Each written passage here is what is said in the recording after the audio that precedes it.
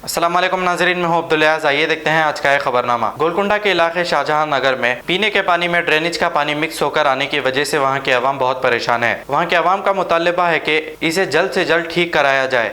आइए देखते हैं ये रिपोर्ट। देखिए सर, ये पीने का पानी आ रहा, बदबू आ रही है पानी में। शाहजहां नगर गोलकुंडा में देखिए पीने का पानी कैसा आ रहा, इतनी गंदी बदबू आ रही है। ड्रेनेज की लाइन मिल गई सब। देखिए पानी, देखिए आप कैसा पीना बोलिए।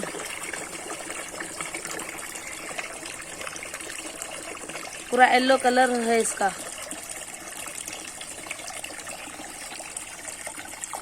इतना गंदी बो का पानी आ रहा, देखिए।